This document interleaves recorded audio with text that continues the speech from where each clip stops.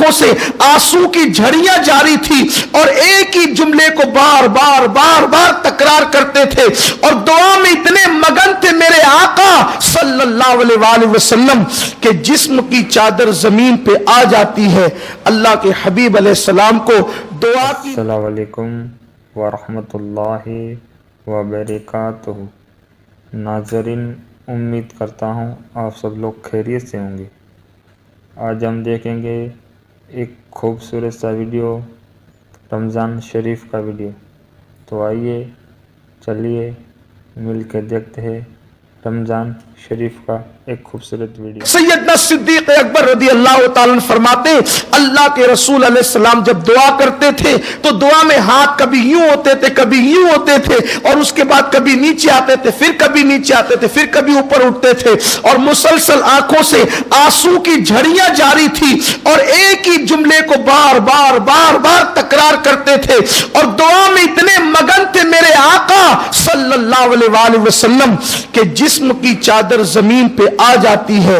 अल्लाह के हबीब अलैहिस्सलाम को दुआ की मसरूफियत की वजह से उसका एहसास भी नहीं होता। हुजूर अलैहिस्सलाम के बदन से चादर जमीन पे आ जाती है और अल्लाह के हबीब अलैहिस्सलाम को एहसास भी नहीं होता। सिद्दीक अकबर कहते हैं मैंने चादर उठाई, सरकार के जिस्म अक़दस पे डाल दी और अर्ज़ की या रसूल अल्लाह, अल्लाह अपने वादे को पूरा फरमाएगा। दुआ का एक तरीका हमें यह मिला कि दुआ में इन्हिमा कितना हो कि इर्द गिर्द के माहौल से हम बेनियाज हो जाएं। दुआ करते वक्त हमारा चेहरा किसको कैसा लग रहा है इसकी फिक्र निकाल दें। हमारे अल्फाज क्या हैं इसकी फिक्र निकाल दें। अल्फाज सजा कर दुआ मांगने से दुआ कबूल नहीं होती, बल्कि दिल की गहराइयों से बेसाख्ता जो जुमले निकलते हैं वो दुआएं कबूल होती। और फिर दुआ में अल्फाज को बार बार तकरार करना ये अल्लाह को पसंद है, एक ही जुमले को बार बार दोहराना। फिर उसके बाद रोना, ये दुआ के लवाजिमात है रोना, और जिस दुआ में रोना ना हो कम से कम रिक्कत जैसी सूरत बन जाए, रिक्कत जैसी कैफियत बन जाए, आंखें बंद हो जाए, आसमान की तरफ निगाह ना हो, निगाहें जमीन की तरफ हो, आजिज़ी की इंतहा कर दें। अपने अल्लाह को मनाने के लिए जो अल्फाज कह सकते हैं जो शरीयत मुतहरा ने मुतय्यन किए हैं, हुदूद शरा में रहकर आजिज़ी की इंतहा कर दे। मुझ जैसा कोई जलील नहीं, मुझ जैसा कोई गुनहगार नहीं, मुझ जैसा कोई मुजरिम नहीं, तेरे जैसा कोई गफ्फार और सत्तार नहीं, इसमें कोई मुबालगा नहीं है।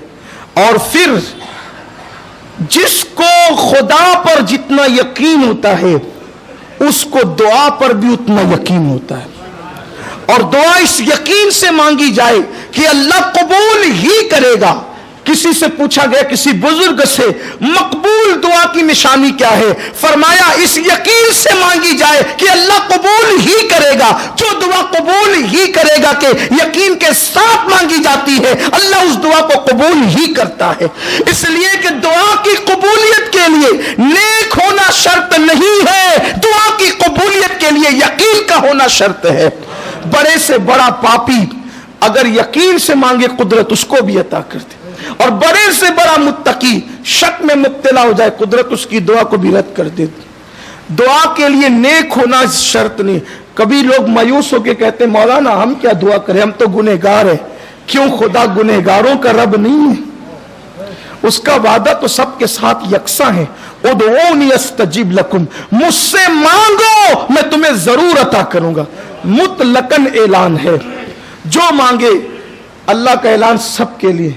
बल्कि ये बात भी कह दूं, अगर आप इसको हजम कर सके तो हदीस पाक में अगर अल्लाह से काफिर भी यकीन के साथ मांगता है तो अल्लाह उसका कुफ्र नहीं देखता, बल्कि जो खुदा से मांगता है खुदा उसको भी अता कर देता। इसकी एक नहीं हजारों मिसालें, क्योंकि उसकी रहमत सबका, वो रब्बुल आलमीन है, वो आलमीन का रब है। लेकिन मसला सबसे बड़ा ये है कि हम मांगते नहीं।